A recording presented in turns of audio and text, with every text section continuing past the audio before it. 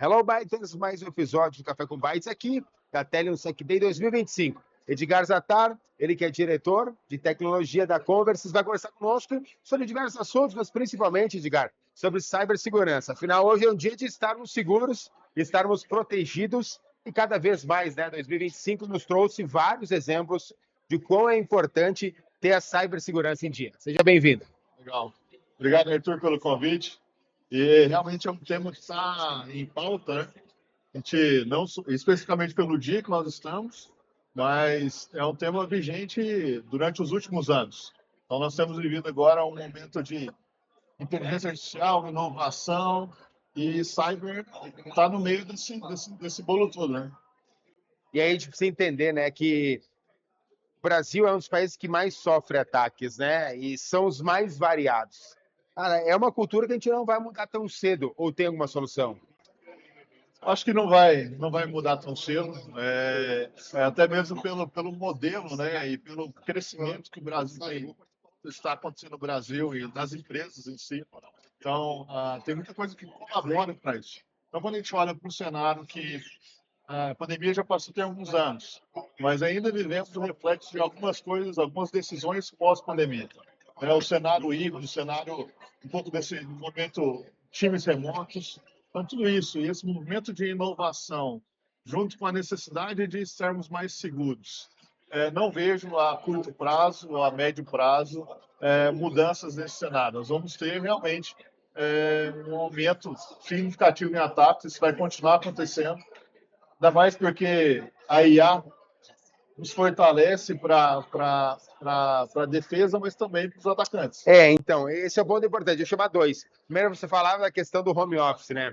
Eu vejo que muitas empresas estão fazendo um movimento contrário agora, deixando do home office, trazendo as pessoas de volta para a sua base para ter um maior controle, não só do que está fazendo, mas de produtividade, de cibersegurança. Tem esse movimento. E, ao mesmo tempo, a gente vê a IA crescendo muito, mas principalmente ela cresce mais do outro lado. Será que o outro lado é mais organizado? Como é que é esse movimento?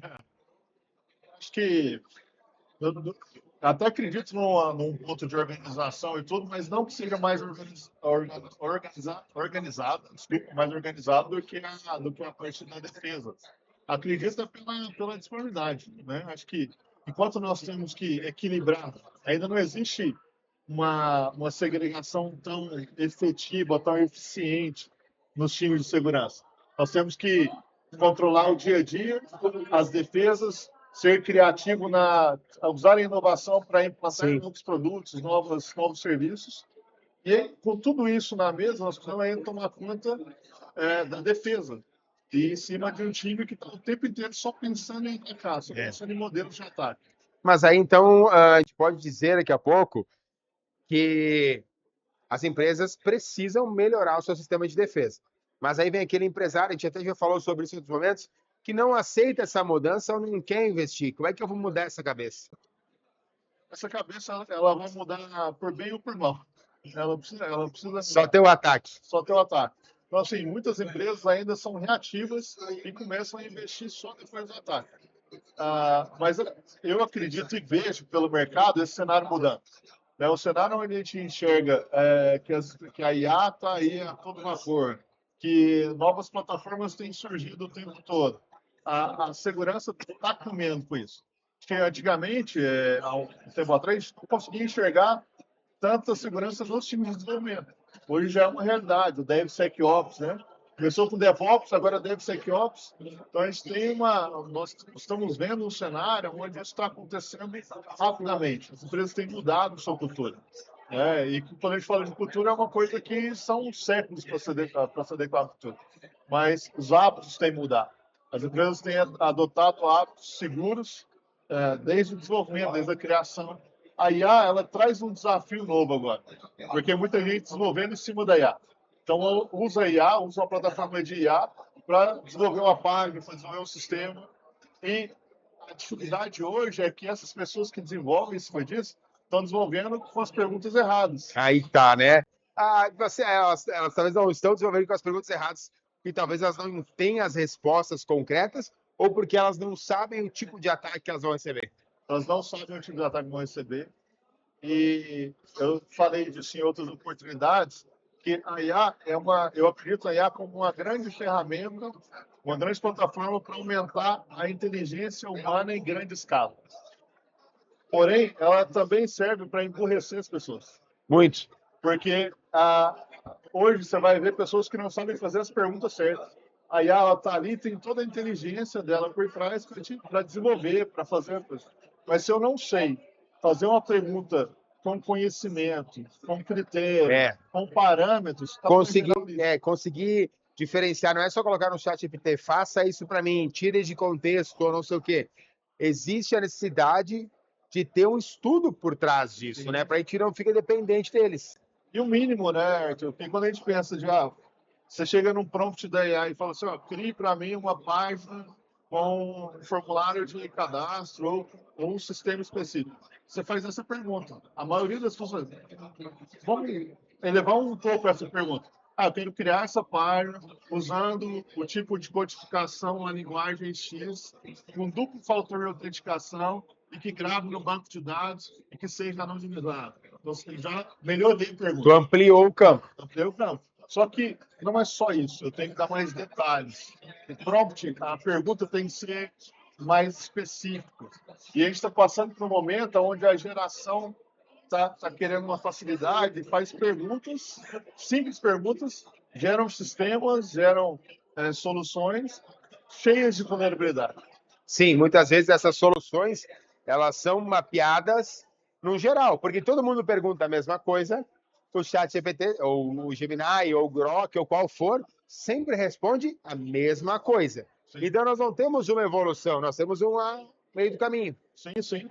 E eu acredito que isso só vai melhorar quando nós entendermos e criarmos essa cultura, criarmos esse momento de ensinar as pessoas a gerenciar, a controlar, a utilizar a IA.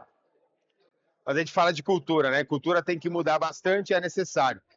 E se a gente fosse pegar agora, 2025 entrando em 2026, o que de diferente nós vamos ter em 26 em comparação com agora, que já é perceptível? Então, o que eu vejo assim, de 2026, nós vamos ser obrigados a utilizar mais as plataformas de inteligência artificial, né? Porque o ganho de produtividade que essas soluções elas nos entregam é muito grande. Se eu não usar isso, eu vou ser consumido por outros. Então, eu preciso...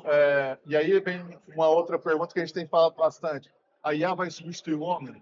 Não, vai ou não vai? Ninguém sabe. Ninguém sabe, mas na minha visão, vai substituir aqueles que não sabem fazer as perguntas corretas, que não sabem utilizar e que não utilizam a IA da maneira correta. Então, essas pessoas vão ser substituídas. Vai ter que existir em algum momento alguma política, alguma questão talvez do próprio governo, as instituições privadas, para favorecer e valorizar esse disseminamento de conhecimento, de informações reais. E aí vem um outro ponto, né? Que se entender que esse ampliar, esse disseminar, não ser substituído pela IA, ele vem também da questão da nova geração.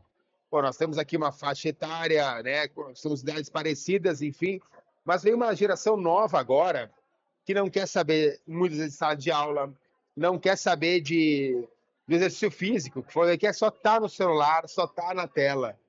O que vai vir daí? Porque a IA ela está se moldando em cima disso, para que cada vez mais você seja dependente dessa situação. Sim, sim. Quando eu falo de usar a IA para melhorar, né, para aumentar a inteligência, a capacidade da inteligência humana, para sermos mais produtivos, isso começa agora nessa faixa dos meus filhos, né? Eu vejo eles utilizando a IA para diversos momentos. Para várias coisas. Hoje existem algumas soluções que você coloca para gravar a aula e gera para você o conteúdo. Nem estuda mais, dá até a resposta. Né? O que a gente tem que fazer é assim, tem que preparar essa geração para usar isso e realmente ser produtivo, mas até quando ele tem que usar isso e o quanto isso impacta o desenvolvimento dele, intelectual dele, a inteligência cognitiva dele. Então, os pais têm que tomar esse cuidado hoje, né?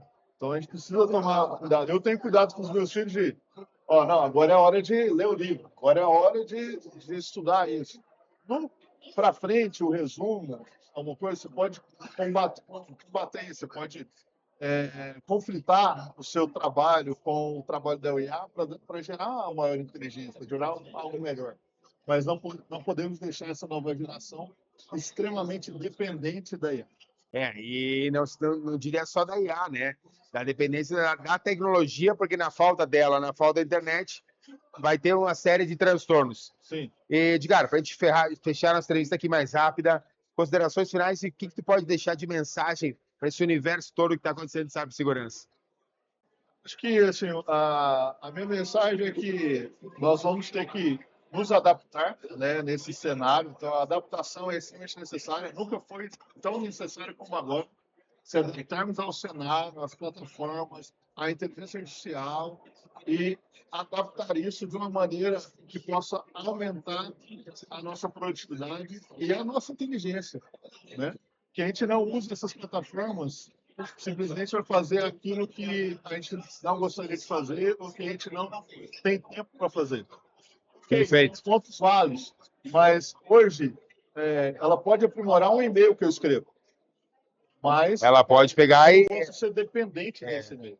E é o seguinte, ela vai responder o teu e-mail, mas se você não colocar o teu conhecimento, vai ser só mais um. Então, e assim, esses dias eu conversei com uma pessoa sobre isso. Ó, a IA tem essa capacidade de gerar aumento da inteligência, mas também está gerando um emburrecimento das pessoas. Muito. Porque vai escrever um e-mail, não quero mais escrever, escreveu ChatGPT ou prompt, faz para mim um e-mail com isso, isso e isso, agradecendo. E aí gera, você copia e coloca lá no e-mail. Acho isso totalmente errado, né? Porque você perde a sua capacidade de escrita. Acabou. O ser humano acabou. Agora, não, eu tenho que fazer um e-mail, Edgar, e eu vou ter que falar dos números de gráficos. Escreve ele todo, pede para IA acrescentar ali dados importantes para consolidar o seu e-mail. Acho isso válido. Daqui a pouco pegar matérias em algum lugar, colocar cases, exemplos. Acho isso válido e pode fazer. Agora, tarefas básicas. Esses dias eu acompanhei uma pessoa para responder posts. Ela copia a pergunta que foi feita no post e pega a resposta da IA e coloca. Acho que isso tirou o que é do homem, tirou a sua inteligência, a sua capacidade. Tirou o básico, né? Maravilha. Pode ser muito bom falar com você. A gente está aqui no evento, né? Tem movimentação, tem bastante coisa, porque acho que essa é a questão, né? Se juntar, falar e trazer resultados. É isso aí. Nós precisamos. Isso é uma maneira de falar o que a gente comentou aqui sobre cultura, né? Disseminar isso, disseminar sobre uma cultura de cibersegurança, sobre hábitos que não só corporativamente, mas na empresa, na família do executivo, né? Nos nossos filhos, nossos parentes, eles têm que estar preocupados com a segurança, né? Pagar um boleto certo, né? Não pagar o IPV errado. 2 vezes duplicado. Então, tudo isso, acho que faz parte de disseminar esse conhecimento. Maravilha. Conversei com o Edgar Zatara aqui no Ethereum Sec Day 2025.